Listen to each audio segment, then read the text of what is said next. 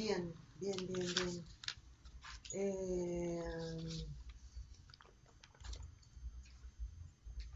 Esos estados, ¿no? Bueno, por ponerlo en estos términos, ese padre muerto que regresa después de 4 años y que es lo que él desea, ¿no es cierto? O sea, él no encuentra,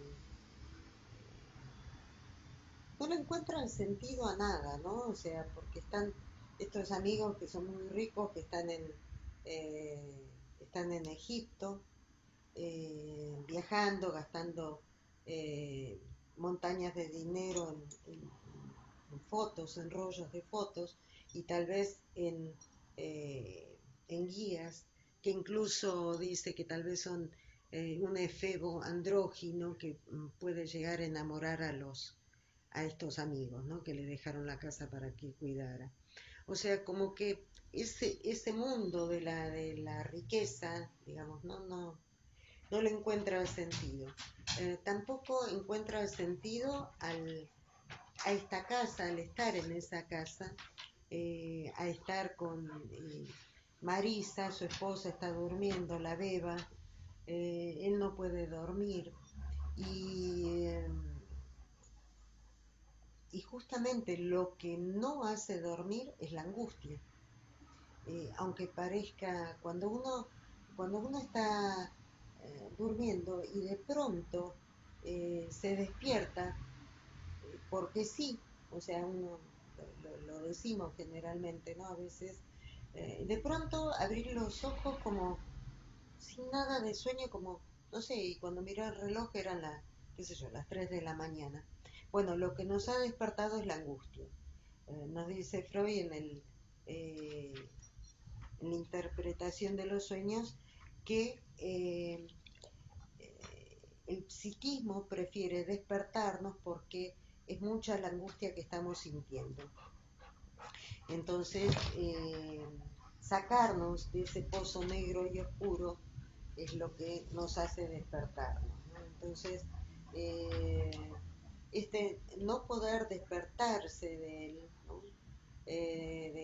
Mejor dicho, este despertarse de él, no poder dormirse, eso es lo que quise decir. Ese no poder dormirse nos está hablando de una angustia profunda, ¿no es cierto? Una angustia eh, terrible y es esa desesperación, esa desesperación es la que le hace llegar a, le hace llegar este padre, ¿no? El padre que hace 4 años y que él no puede, eso es algo que uno lo escucha mucho cuando hay una persona, un familiar, alguien que ha tenido una pérdida, o sea, que le ha fallecido un ser querido muy cercano, una madre y un hijo, un padre y un hijo, un esposo y demás. Eh, ¿Por qué? ¿Por qué pasó esto, no? ¿Por qué sucedió esto? O sea, de lo que nos está hablando es de la necesariedad de ese que partió, de ese que se fue, de ese que se murió, ¿no? Y entonces esa necesidad, y cuando hablamos de necesidad, estamos hablando de algo que no puedo vivir sin eso, como el agua o el aire, y son frases que se dicen, ¿no? O sea, nos está hablando de algo muy necesario generalmente en términos del amor. Es lo que, eh, es lo que le pasa a este hombre eh, que tiene como la vida automatizada, ¿no? O sea, vive en Buenos Aires, eh, le dejan que cuide la casa del amigo, viene con su esposa y su hija, pero eh, no encuentra la respuesta a por qué este padre se fue. Quiere saber dónde está y qué hace, ¿no? Entonces, la llegada de este padre, eh, y que él, porque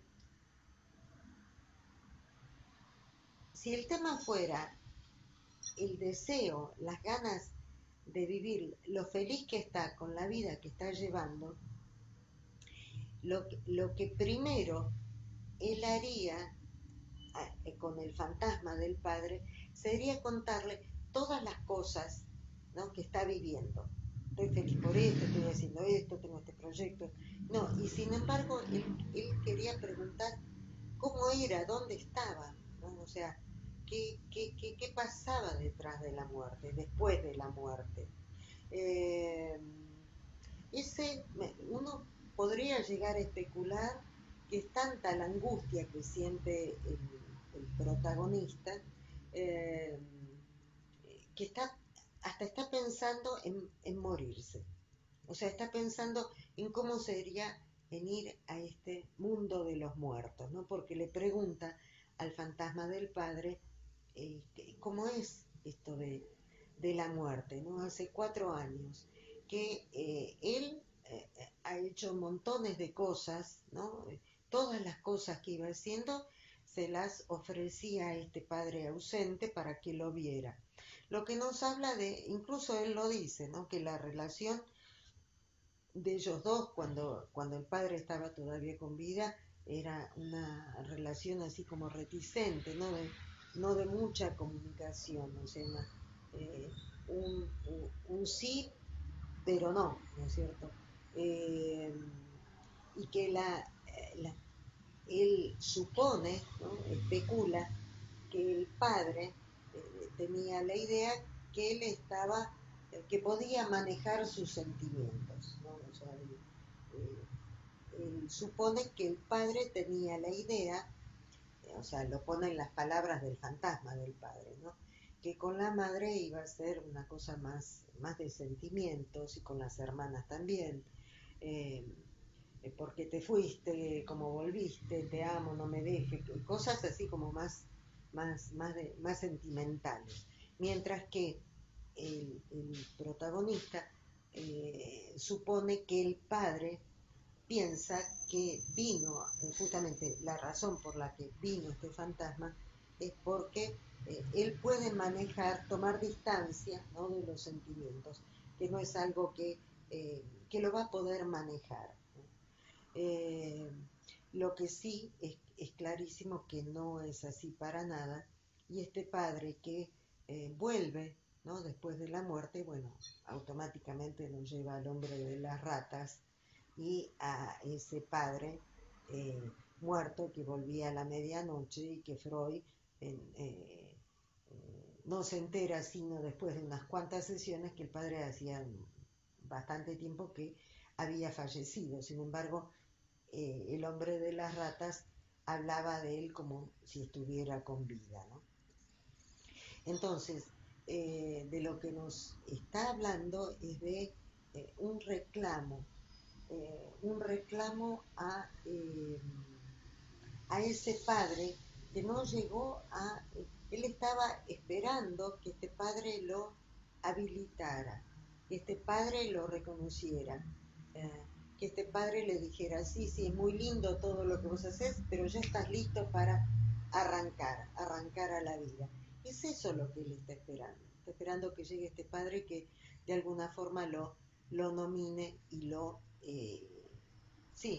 habilite para que él pueda hacer su vida. Él está en un, eh, él está en un duelo, ¿no? Él está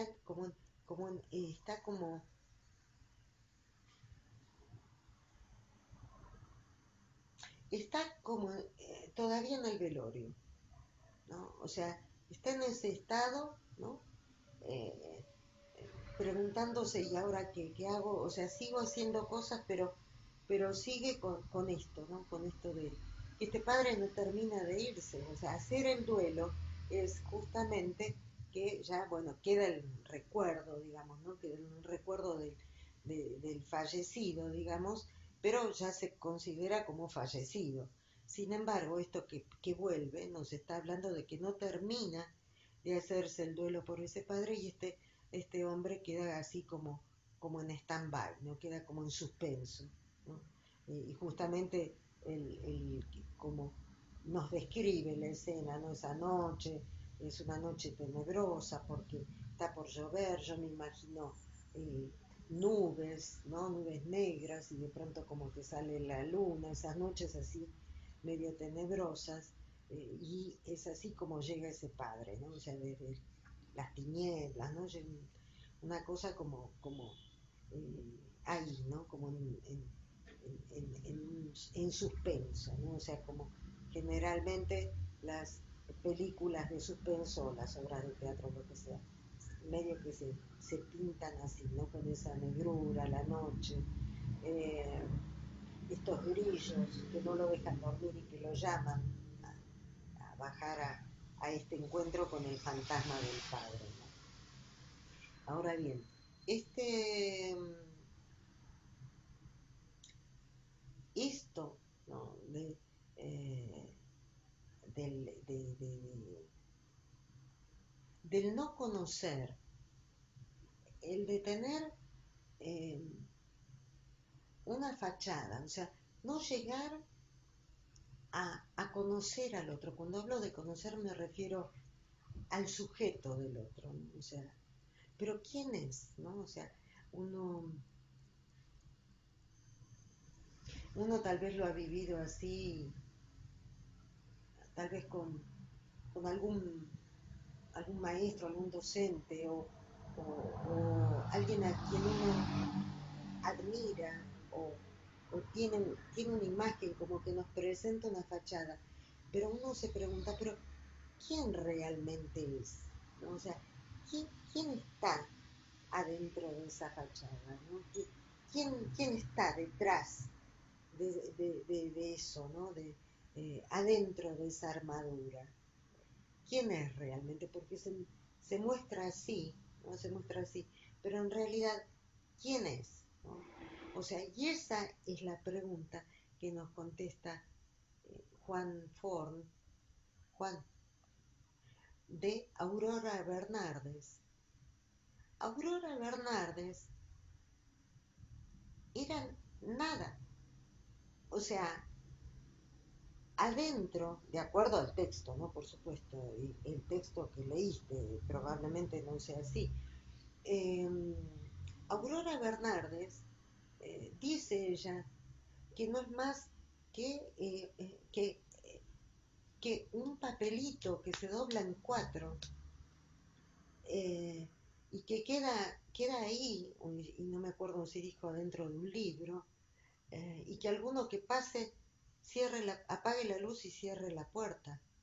O sea, lo que nos están diciendo en estos dos textos que nos está diciendo Juan Forn es que Aurora Bernardes no era más, era una y millones, era, era esa vocecita en diferentes idiomas que hablaba hoy con la fachada de Albert Camus, después con la fachada de tradujo a Poe, Faulkner, a Faulkner, a Sartre, eh, o sea, ella tomaba, ¿no? O sea, ¿quién era en realidad?